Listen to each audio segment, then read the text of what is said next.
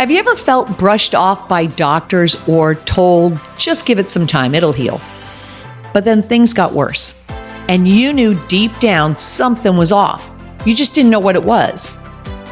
Well, this episode is for anyone who has been dismissed, misdiagnosed, or left with symptoms no one could explain. My guest was hit with a storm of health issues after having her first child, only to be told it was just new mom stuff. She knew that wasn't the case, and that led her to seek a holistic approach. What she discovered was life-changing. She shares her story in today's episode and how combining functional lab testing with subconscious belief work can unlock deep healing, even when nothing else has worked. If you have been doing all the right things, but you still feel off, you'll appreciate this episode. Stay with me.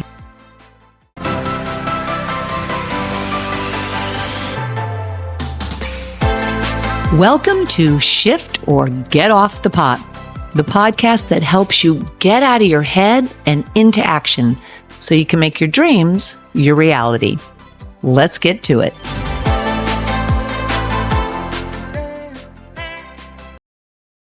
Welcome to the episode. My guest today helps people live a more balanced and healthier life by creating shifts at the subconscious level, shifts in behavior, routines, habits, all these patterns, and ultimately helping them get better results. And she does this through a combination of functional medicine and functional NLP, Neuro Linguistic Programming. So we are definitely going to dissect that as well. She is a functional diagnostic nutritional practitioner and an NLP trainer, and she is adept at helping people create lasting transformation, all from the inside out. She is joining us today to help us understand just how she does this and how you can create a much more balanced life. Welcome to the show, Megan Blacksmith. Thank you, Kim. Can we start by talking about your voice and how I could listen to you for days? Thank you. I appreciate that. Love it. Well, let's hope a lot of people want to listen to me for days like that. I imagine they do. I feel like I'm soothed right into this episode. That was great. Thanks, Megan. I appreciate that. Okay, listen. I just gave you these two titles in the introduction that I think we need to dive into a little bit, because when we're talking about functional diagnostic nutritional practitioner, that's a mouthful. And also, I didn't know there was such a specialty within functional medicine. So I want to get into that and then into the NLP as well. So let's start first with the functional diagnostic. Yes. So the FDNP for short, because it is a lot of words and a mouthful. This is a training that I found for my personal journey because after I had my first daughter, who's now 14, going into high school next year. I can't believe that. When I had her, though, after I had her, I fell off what I call the hormone cliff. After I had her, I'd never really had any health problems. I had never had anxiety. I had never had depression. I had pretty smooth sailing till then. And I was in a place just like lying on the floor having panic attacks. And I was being told it was just, you have a small child. And there was no part of me that could believe that that was why. I'm like, people out there have more than one child. And I cannot imagine if this is everybody's experience, why anyone would have more than one child. So I found the world of nutrition, functional nutrition, health, holistic health, just all the things through my own pretty big rock bottom, and discovered that there was a certification called Functional Diagnostic Nutrition, where you learn how to look at what's going on under the hood. So functional lab work, such as some people have heard of the Dutch test, so dried urine test for comprehensive hormones, or neurotransmitter tests, or gut tests. So basically, something for me, it was finally when I found those tests that I had a matchup between how I felt and something on paper. because my conventional lab work said, you're totally fine. So I'm going in going, I am not totally fine. And there was nothing came up. My thyroid was great. There's just nothing came up. And they'd look at me like, just wait this out. And so finally seeing on paper, even though it was so messed up, right? Like my brain chemistry was totally messed up and my gut was destroyed. I was excited. I was like, yeah, cool. At least there's something that can be done.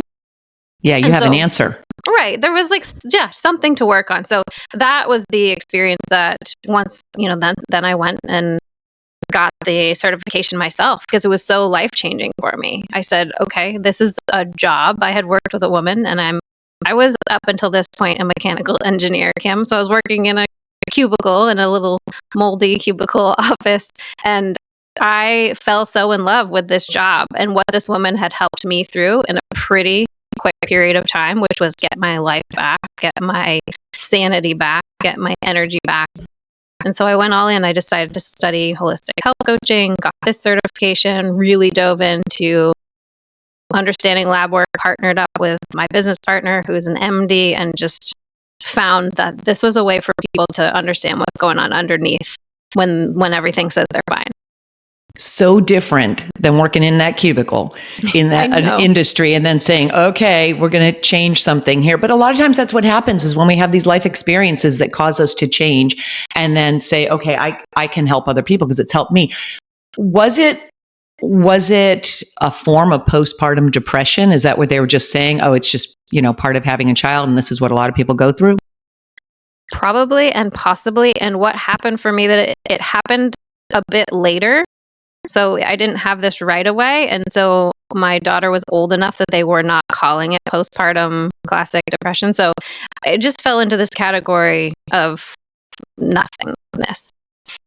And that was where you can really start to doubt yourself.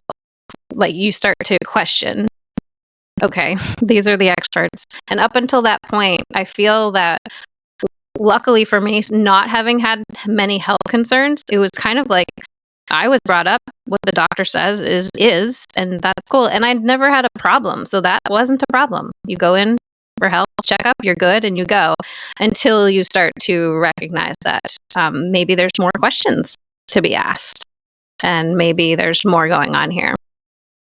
And that's exactly it. More questions to be asked, and then not just accepting the diagnosis or not a diagnosis. It's like, oh, I don't know, you're just going to be fine. Just deal with it and you'll be okay. And usually that's because they don't have the answers, right? So it is advocating for yourself and then starting to ask a lot of questions. So what was that process like for you?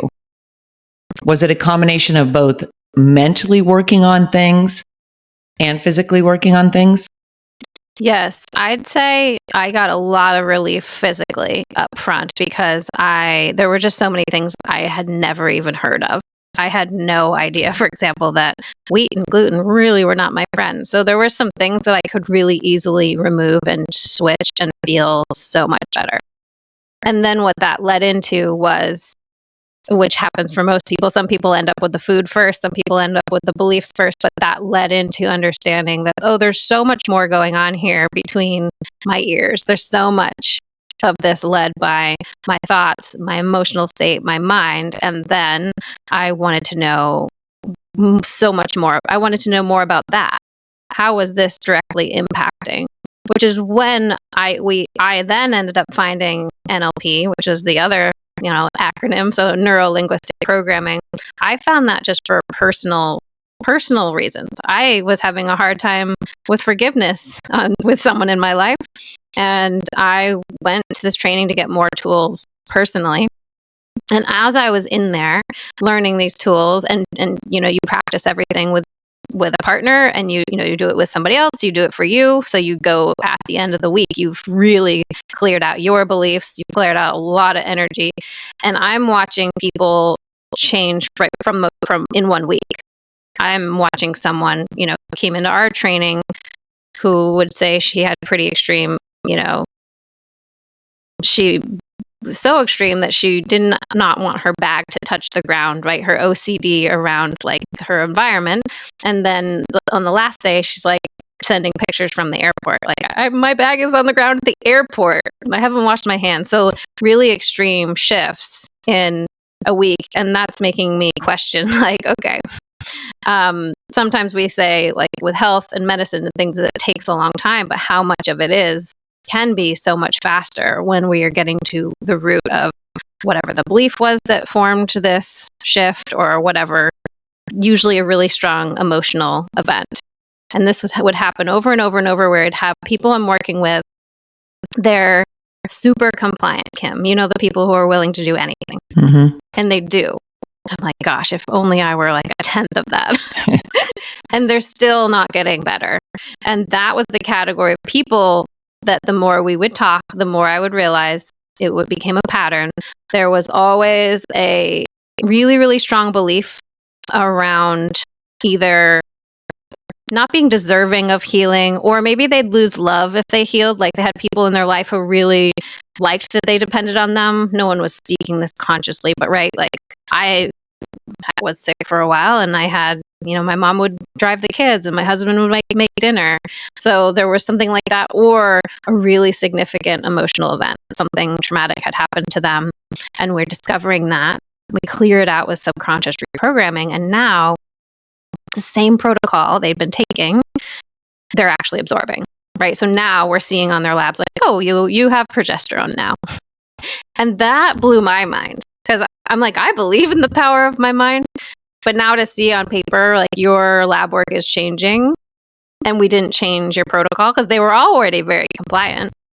And it was based on really shifting a belief. And that just, then I'm like, this is forever what I want to do, and fell in love with NLP. And that's what we now do, is train people in NLP. That is really the key, isn't it? It's the changing things from the belief perspective, and changing those subconscious patterns. Because you're right. I do know a lot of people that are very compliant, and they try and they do the things, and they're going through all the motions, and you give them an assignment, boom, and they get it done, right? But then they're not getting their results. And so you have to go back and say, okay, what's really going on? And it's not so much the strategy that's not working or the system that's broken. It's, what are you believing about this? And why is it that you keep having the same results over and over again? So I love that you brought that up, and that you can start to integrate that, because it really, what I've also witnessed is that it can really happen very quickly. Change can happen like that. When things are aligned, when you finally like look at it and go, oh my gosh, I get it now. I get why I'm still holding on to that. Like the example you just gave, kind of like, oh, somebody's driving my kids, somebody's taking care of them. It's like, oh, that kind of feels good. Maybe I want to just sit in here for a while, even though you say you don't, but there's a party that's going, oh, I finally like being taken care of here. So it really is a holistic approach to everything. I want to go back and touch, though, on what you had said about just taking a look at some of your lab results and saying, okay, wheat and gluten aren't my friends. Did you have that before pregnancy? Is that something that just came on because, do you think hormonally things had changed? Or is it just that, okay, I didn't even know until I had an issue, and then I had to dive into it? Right. It probably never was, I don't know. That's a great question. I don't think it was really my friend ever, although, so it was not just pregnancy. There's more to the story, Kim. Right before I had my daughter, we had a super traumatic event and ended up getting kicked out of the house we were living in, like literally the day I was in labor. So like left and had to move our whole house out within 8 hours, which was insane, because the cool thing about this is how powerful the body is. Because I'm actually, I'm in labor, and I've been counting. I was 10 days late, so I knew it was any moment. And I was up to, I don't even remember now when it's like when you go to the hospital, right? Like how many minutes apart. I was at that time though. And then realized that we're like getting evicted from this home. And I'm thinking, I'm about to have a baby, so this isn't really good timing. This isn't going to work for me. And by the time I got to the door, there was a police officer there and a locksmith. My body I'm talking to this person and then I realize, oh my gosh, I haven't had another contraction, 10 minutes, 15 minutes. And I'm like, oh, my body completely shut down. Full labor, which I know happens. I know people talk about that. And but for me to experience it from so far into labor and nothing I could do about it, to complete shutdown. We spent the next 8 hours moving everything into storage, and like my body stayed totally whatever, right? And I'm guessing you probably already know the end of the story. The second we got into the car and I looked at my mom and my husband, I'm like, oh my gosh, okay. We were on our way driving to like this beautiful Airbnb, like a safe place. And I'm like, I'm sorry, guys. We're not going to the Airbnb. My water broke and we were like straight to the hospital. Okay, that's a traumatic event. I mean, yes. Come on, Megan, what a story. Right when you're in labor, and that's when you get evicted? Right into labor. So I know that is exactly what led into the postpartum. And this is what I think is so interesting, I think, for anybody listening, because obviously, as I'm saying it, you're saying that's traumatic. And I knew it was. And I was just like, okay, but I survived and I'm fine and I have my baby. Yeah. So there's just this protective, amazing thing the brain does that just says, we're done, that's over. And I didn't know anything about processing traumatic events. I didn't know anything about storing energy in the body. I just didn't know anything about what really could have happened, because I'm looking at it, I'm like, I'm healthy, I'm on the other side, I have my baby. We found a new home, we were totally fine, like not into the world. And as many of you know, there is a huge impact on something like that. And that is what I was dealing with in the after effects. So the stress on the body, I think, then sent, things like wheat, which I probably would have been fine with, and having a baby and having your hormones shift. It was just like a perfect storm of, no, we're not good anymore. We are not at homeostasis, that's for sure. Yeah. And then symptom land, of course. It's kind of like, you're in the moment and you have to deal with it in the moment. And so your mind does shut everything else out. It's kind of like cut, print, move on. We're good. We're done. And I don't need to think about this. But that's the stuff that we don't talk about. And that's the stuff that sits, and it becomes insidious because it sits inside and we don't realize it. And then it affects us, like even at the cellular level. And the book, Louise Hay has the book, Heal Your Mind, Heal Your Body, or it's like that, right? And I love that book because in that, we didn't have NLP then. We didn't have Neuro Linguistic Programming. We weren't going into neuro coaching and the science of all of that and how you heal at the cellular level. But that whole book, and she started this years ago and was the pioneers of that metaphysical reasons for what's going on and paying attention to that. And she was able to reverse her cancer. And she did live a lot longer. And it is amazing when you start taking a look at how everything works together and how we actually do have the ability to make the changes. But a big part of that is that belief. And so I love the fact that you started saying, okay, I can look at all these things and work with people. Because now at that time, before the NLP, you were working with people, helping them, right? Trying to understand what's going on physically with them. Yes, physical body. I mean, not only because I was always into mindfulness and movement, but really not so much their beliefs. It was the physical body. It was what they ate, what they drank, and looking at lab work so we could have a protocol, supplements. And then from there, realizing, okay, this is good. And we're helping them, but we could be faster. Better. Yeah. And what interesting thing that happened to me too, Kim, was so I found this field for myself, right? And I got better pretty quickly once I found that practitioner who helped me with my health. So within 3 months, I was really in a good place, which I know is not what happens for everybody. And so I was like, this is amazing. And I can help anybody, right? So I'd learned this information. And I went out and I was helping everybody. And then I said, well, now I want to learn more. Of course. So I went back and I went to another functional medicine training. I learned from Chris Kresser, and I just kept going back for more information. And the more information I learned, the more I realized I don't know. And now I'm starting to question, can I help anybody?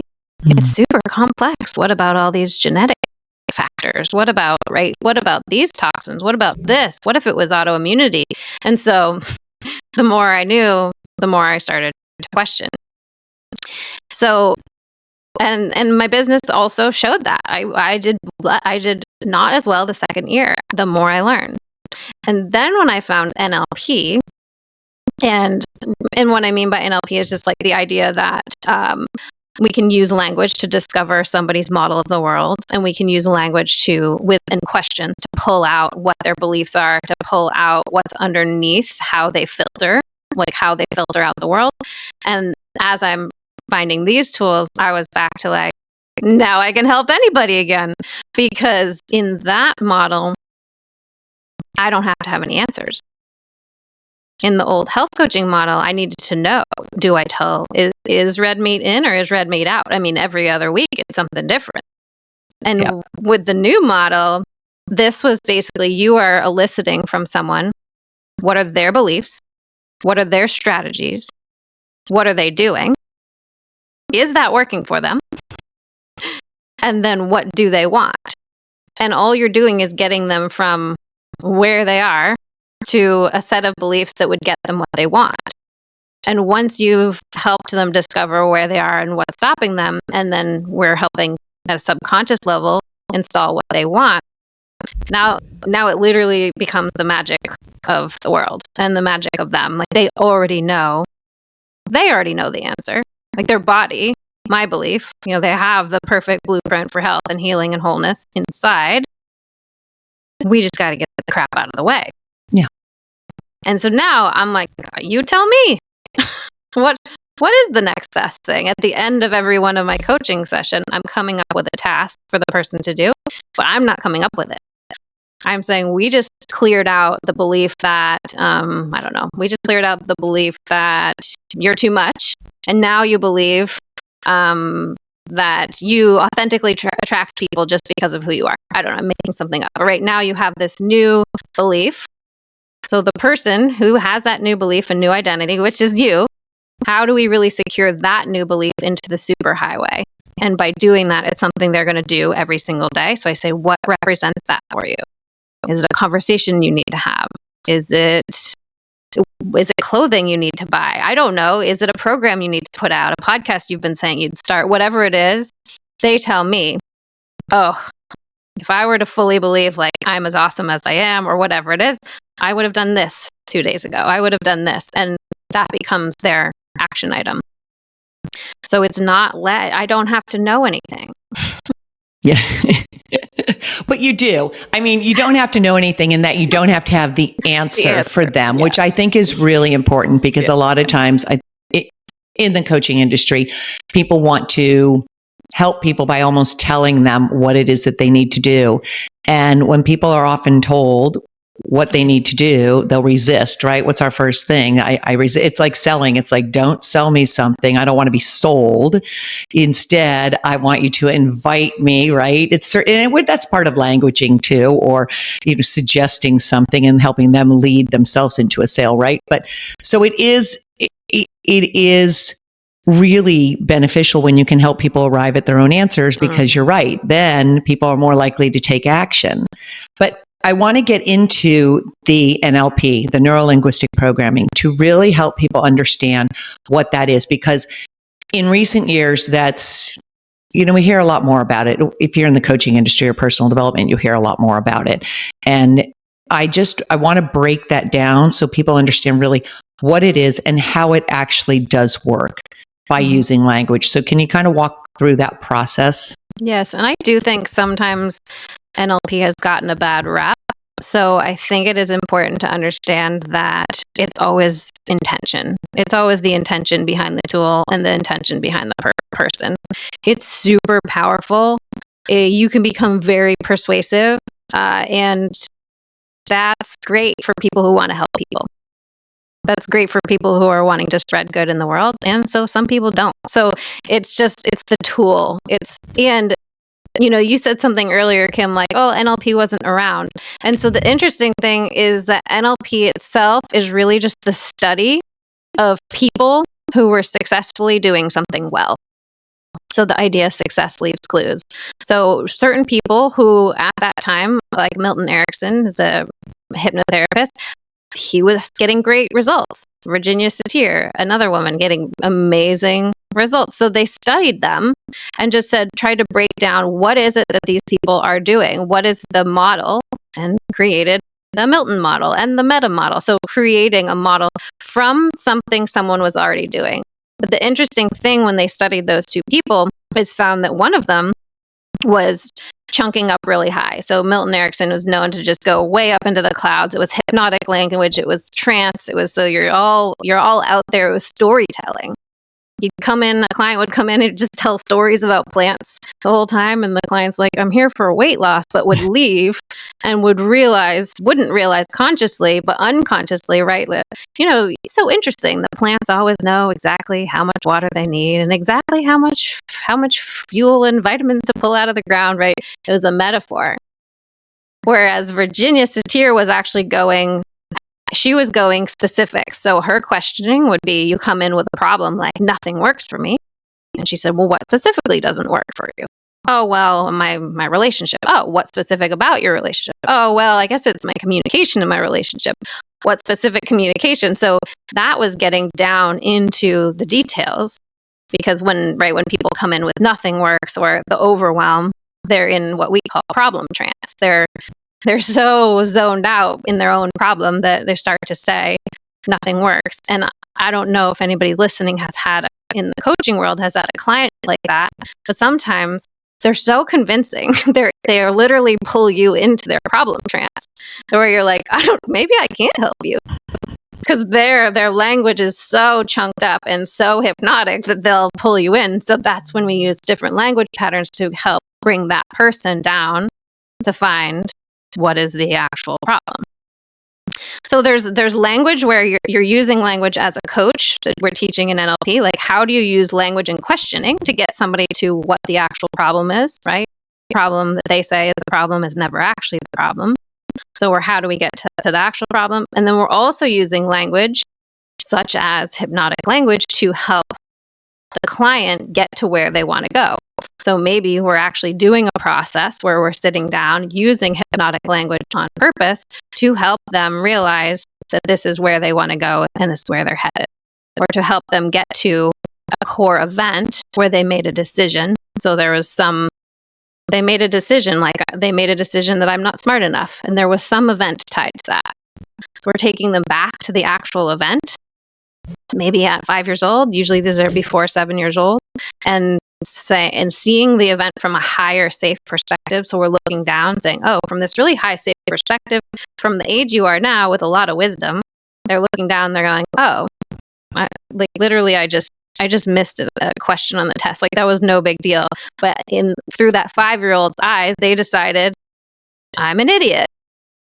And so now we're getting new data and new information and seeing it from a higher perspective. What were we meant to learn from this? What do we need to know from this? And we can actually just rewrite that belief. And then it carries all the way back to now.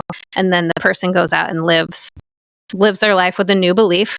The action is key. You can't just do the subconscious reprogramming without then going to become the identity, or it'll just go back. So as long as the person is willing to do the things and take the steps and take the action, then they're locking in those beliefs. So there's a lot to the NLP as far as learning language to be persuasive or be a powerful coach or to lead people, and then also using the tools to help actually rewire the subconscious mind. So you said hypnotic language, using hypnotic language. What's an example of hypnotic language? Yeah, all the studies say, Kim, everybody and everyone, everywhere, all the things. So storytelling, language that is in storytelling, is hypnotic. So when you see something like, everybody says that this is the best program around, it's so chunked, it's so high, it's so high level. So when we hear things like everybody says or everybody knows or all the things, it's hard for our brain to pick out, well, who says it? So that is actually the way that we break down the language. Well, we start to ask, according to who?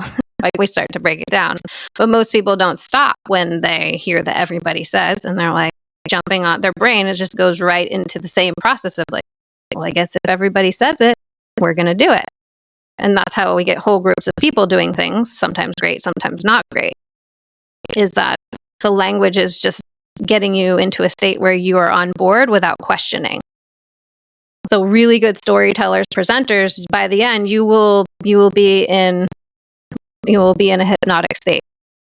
It's just a natural storytelling will bring you there.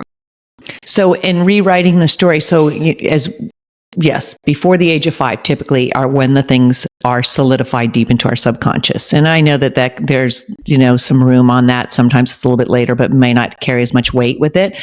But what I've always understood too is that it also depends on how much emotion was linked to that at the time. So when you help somebody rewrite a story, because I do know that this can happen really fast, as you've said, but I've also know that for some people, it takes a little longer. It takes repetition and it takes more and more action steps. And I'm just wondering if you're helping somebody rewrite the story, what is it that seems to really be the thing, if there is any one thing, that makes it just kind of stick? Like, have you seen a client that just goes, oh my gosh, I totally get that now? 100%. So first I'll talk about kind of what doesn't stick. So I think sometimes when it doesn't stick is that we aren't actually at the earliest event. So someone might be like, well, no, this really happened when I was 20. At 20, I got really bullied and this is what it's from. And really we discover that this is a pattern they were, was being pulled back in. This was already in action at 3 or 2 or 1. And the work can get out there too, because it can even be in the womb and it can be passed down generationally. So this could be their ancestors. So often when it doesn't stick is that we haven't actually found the earliest event. So they've cleared something that's a little bit later. So there can be that. This other reason when things don't stick is that there could be a lot of secondary gain, meaning the person, and I was one of them, so I'm not blaming. If you're hearing this, please don't get upset. But if you're getting something out of holding on to this belief, and you're getting more out of holding on to this belief than you really believe you would get by letting go. So I stayed, I had mold toxicity in a home we were in, and I stayed in that state probably like 6 months longer than I really needed to physically. My physical body had detox, and that was when I really started doing the rewiring subconsciously. And I had there was so much secondary gain about getting help. And I really thought, if I'm actually healthy and go back to being fully functioning, I'm going to have to make all the meals again. I'm going to expect myself to finally get the business to a certain level. There was all this pressure unconsciously. I wasn't sitting around saying this. I was sitting around saying I wanted to do better. Unconsciously, I had all this pressure on what would it mean if I really was healthy. You've had people like there's something around their partner loves the curves. They love their curves and the person wants to lose weight. And it's just this back and forth. Like if some need or high value is going to get disrupted, then we'll hold on to the belief. We're always going what's in our highest value and our need. So we can shift those. It's just they can be really squirmy and tricky. We always trick ourselves. That's why I have a coach for me. I'm a good coach for others. We can convince ourselves we really want this thing gone. Nope, I'm 100%. I want it gone. I'm ready to go do the things. And there can be something underneath it that is just holding us back. So I feel like those are the biggest reasons when people don't shift, because if they really are like, I am so ready to let this go, what happens is they'll drop into an event and you can see on their face, Kim, like you can see this, like it's that aha moment. It's that shift in neurology. It's that place where they're like, oh gosh. And people will say, I know everything just changed for me. Like I know leaving this session, everything just changed. They can feel it. That's incredible. That is, I love hearing that. And I think it's fascinating that you just said that if you're not seeing the shift or not feeling it, you haven't hit the earlier memory or the earliest memory. And I think you're right. A lot of times people will say, no, it's just here. This is what I remember. It happened when I was 15 or whatever, or 20. But you're right. A lot of times, if you dig deeper, but that's then where the NLP comes in, right? And the coaching and being able to lead somebody back into that without saying like you're going to hypnotize somebody. It's just a matter of asking questions that finally get somebody to dig that up, right? Yes. And actually, okay, you're bringing up another thought. So I just want to make sure we're also all here on this earth to grow and learn and transform, or at least that's my belief and model of the world. So I also don't want to make it seem like you find the right event and then you're done forever. We are always hitting new levels. What I find, though, is that it becomes a game where people get excited about the new level. There's that painful part in the beginning when you're first clearing out really old stuff and you've never done that work. That's tough. Later on, you're like, oh, I can see you. You see them starting to come. You see the beliefs popping up. You see like, oh, I must be hitting a new level of success because my body's like, what are we doing? And it becomes more of a game and a process of like, what's underneath this one? So it doesn't mean that you are really just done and it's magical, right? It just also means you get to a place where it's fun. That's how I see it, at least. Yeah. Where it's fun, but also because you're right. The soul's purpose is to evolve. So and you're always, every time you reach a new level, there's going to be something else, right? That's going to kind of pull you forward. I mean, I remember for me, for the longest time, it was always hitting the same financial set point. And I'd be like, no matter what I did, even if I had more clients, more business, something would happen that would drain those resources. And I was always hitting it the same. I mean, like, what is it that's going on? And that's, actually what led me to start working with a coach and saying, okay, there's something else here. I can't identify it on my own. I've journaled 1,000 times. I have read a ton of personal development, but my first business was a franchise in the personal development industry. Like, I was well versed in this, but you can't see your own blind spots. And I knew it, but it was like, oh my gosh. And it was just going through some things and understanding an early memory. And that's where the emotion part, that's where I really understood that when there's a lot of emotion around it, that's what can really make it or solidify it deep into the subconscious. And it was making some of those shifts. And it did, I will say it didn't take too long. It really didn't, where I finally was aware of it first. And then, just like you were saying, we kind of hang on to it for a while. Or we can, some of us do. And I did. It was kind of like, okay. And then the difficult questions, and this is the hard part.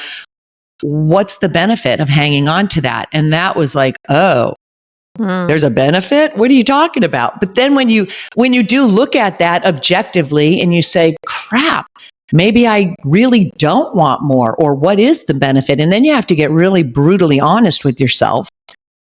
And that's not always easy. But on the other side of that, if you have the support, I think it definitely helps to have the support of either a group of people or a coach that can kind of call you on your BS. Because let's face it, that's what we do. Oh, for sure. I will have a coach until I'm 100.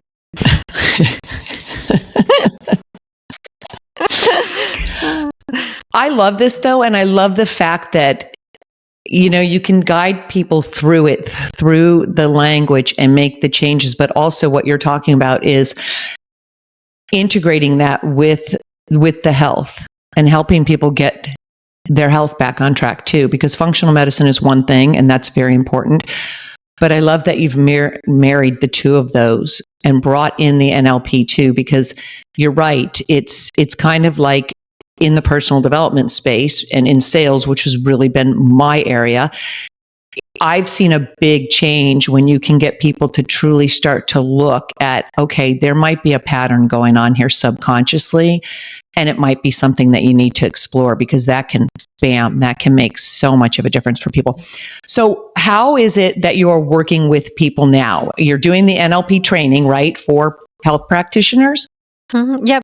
Not just health practitioners. So we did attract a lot of health practitioners in the beginning because that's where we came from. And at this point, we have all sorts of any online entrepreneur, any thought leader, people in real estate. Really, it's if you want to be more persuasive and you want to clear out your own beliefs. And then there's a category of people who really want to do it as a coach. And so everybody gets the certification, not necessary for a lot of people, but the people who want to then go use it to sit down and do, a 60-minute coaching session, they leave with the life coaching model. So they leave with a process and a way to do that. Not everybody does that though. Some people come in for their personal stuff and they just really want to, in 7 days, the amount of rewiring you can do, and you're out of your regular environment, right? So you don't have all those anchors to the people and the things around you that tell you you are who you are. And so by the end of 7 days, you can have a completely different identity.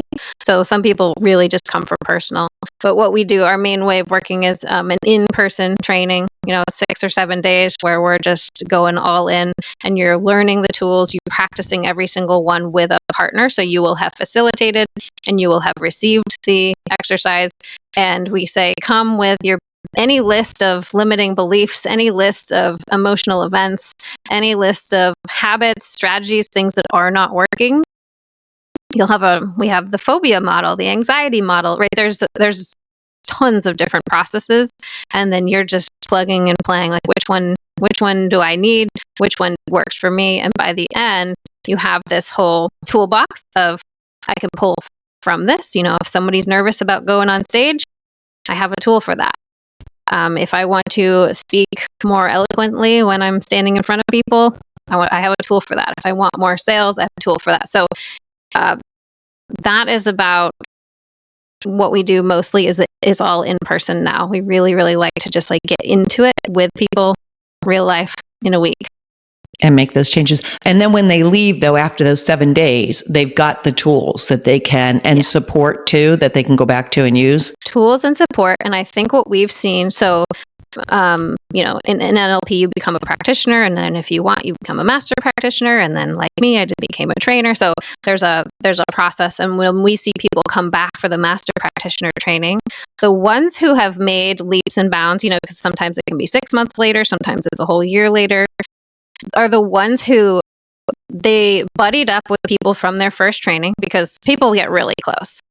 We had people in one training leave with matching bracelets that had the coordinates of the house engraved on it. We were like, wow. Jeez. They called themselves the Circle of Possibility. We're like, that's pretty cool. Didn't think that could be beat. And then at the next training, they came in on the last day, a group of 4 or 5, and they had matching tattoos.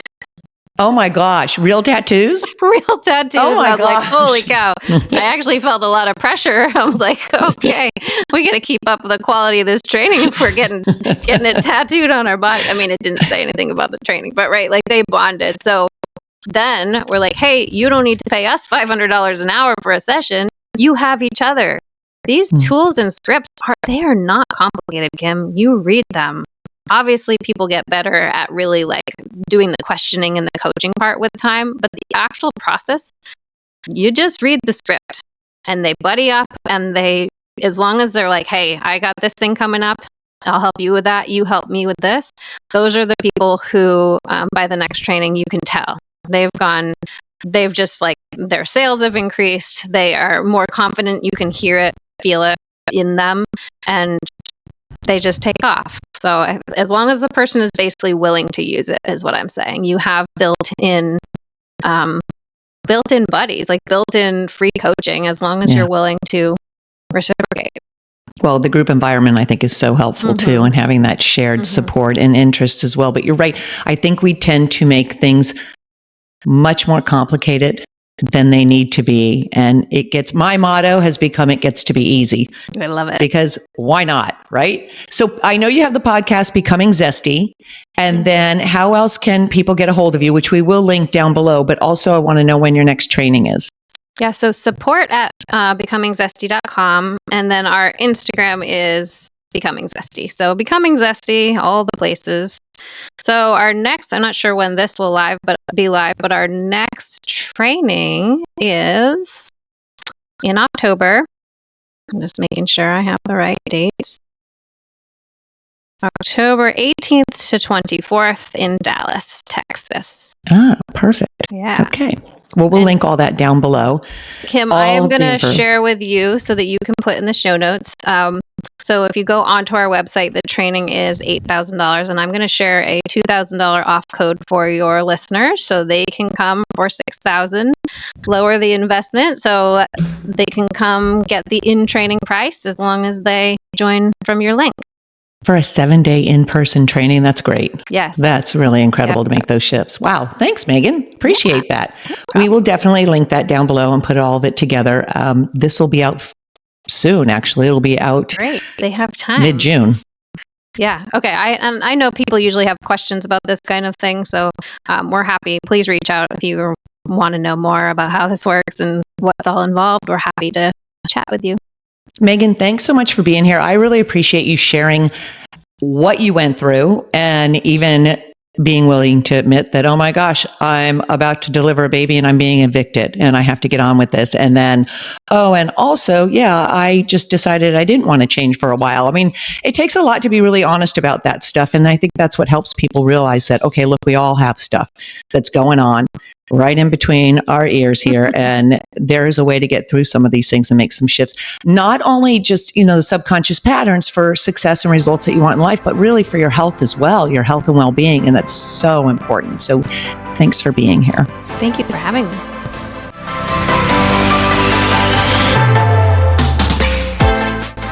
Thanks so much for tuning in today.